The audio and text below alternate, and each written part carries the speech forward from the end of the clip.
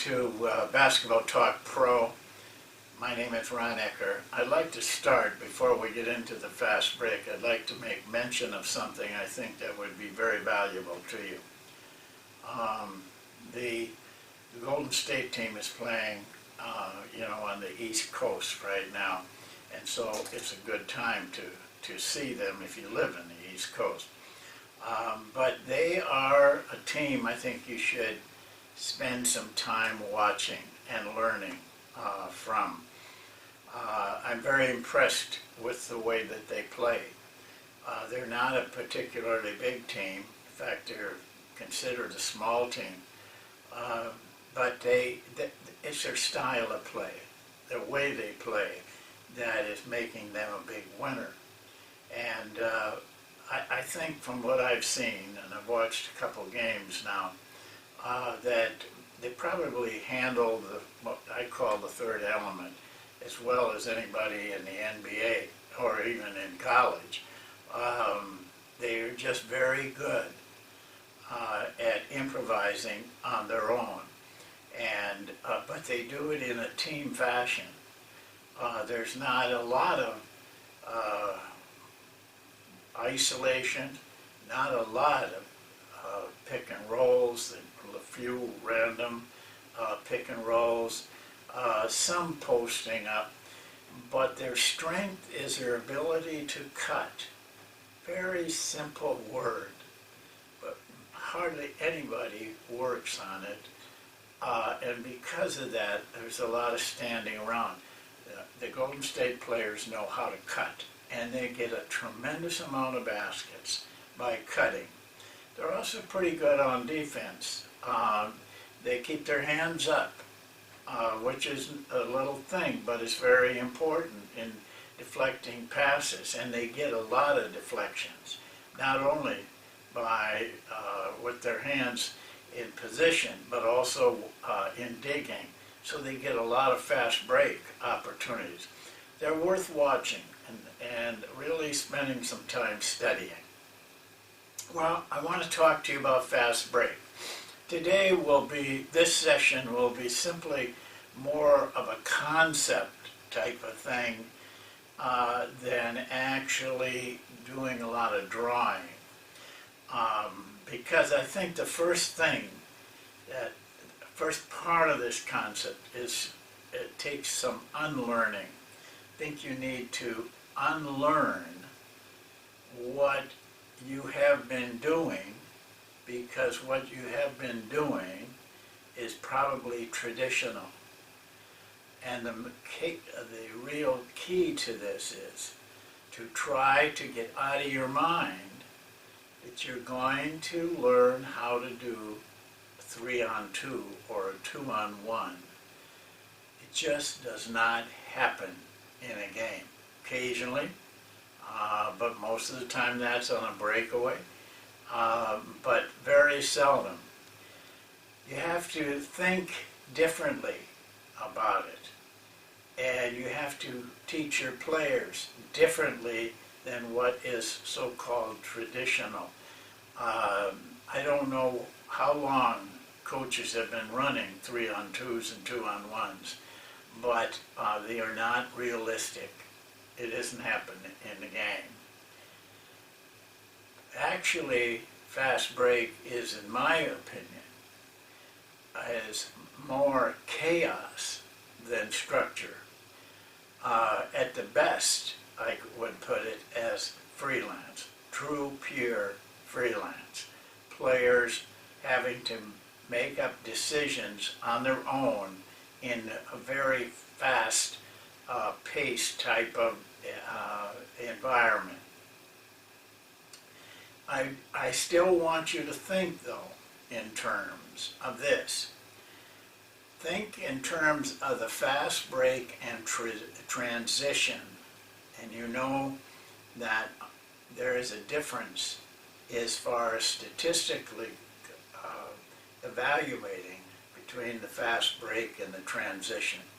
But for the purposes of teaching your players and in the actual application, the fast break and the transition should be considered as one. seamless, not a break.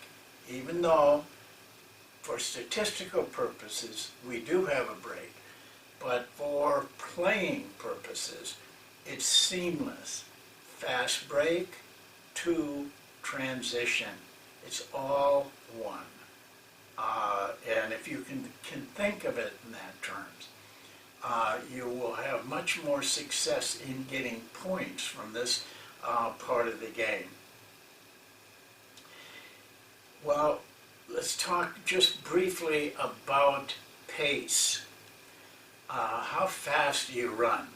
You know, I worked with Paul Westhead for a year. I saw his fast break every day in practice and in the games.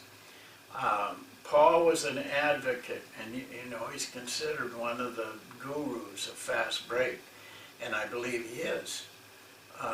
He has developed a system that is almost remarkable, and his work in it has been remarkable. But it is a system that you have to be a special coach to run, and I told Paul this.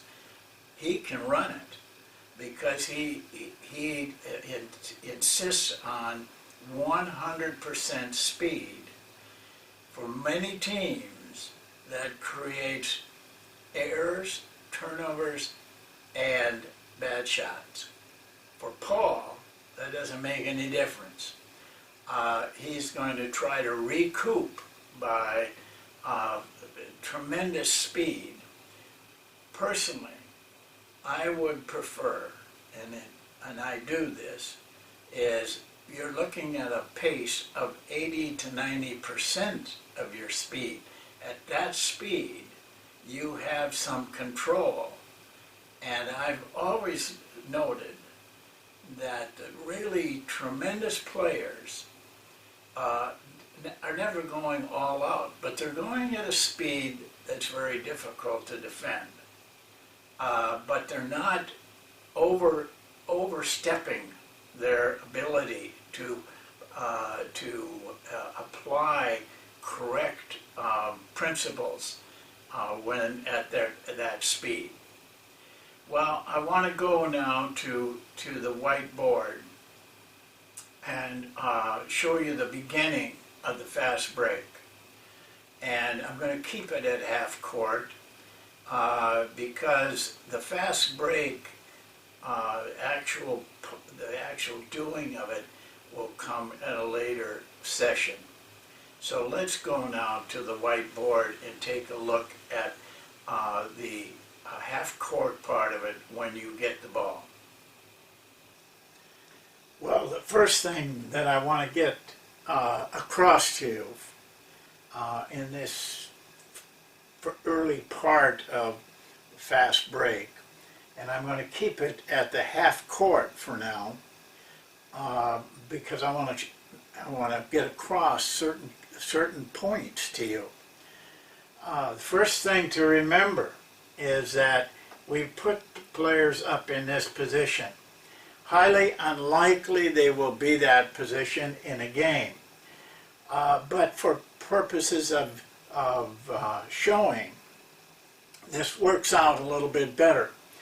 But remember this, there are no numbers connected with these players because in a game, when that shot is taken, we don't know which players are where.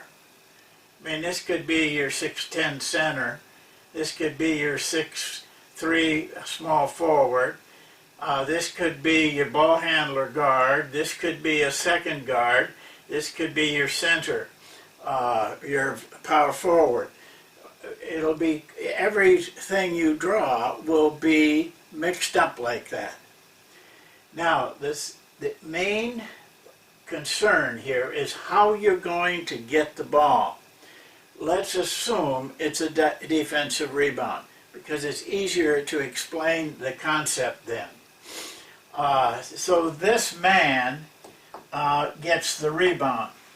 When you gain possession after a steal or a defensive rebound, your players must be trained to think in terms of a mild explosion. immediately they must go from defense to offense. And the offense at this point on those two possessions will be the fast break. So the ball comes off here. Now, we don't want players leaking out. We want these players moving into good defensive rebound position. But when this man gets the ball, things change. Then it becomes a mild explosion if your players are trained correctly. The first thing that this man looks for when he gets the ball is his ability to throw the ball out to another player down the floor farther. And this is important. Let's just draw in some situations here. It doesn't make any difference who these guys are. Somehow the guys closest have got to come out and get as deep towards the timeline as they can. We want this first pass to be long and out here. Now what I see is the ball handlers many times on this group will come and try to get to here, and the first pass is out here. You are not going to get a clean fast break if the first pass is there.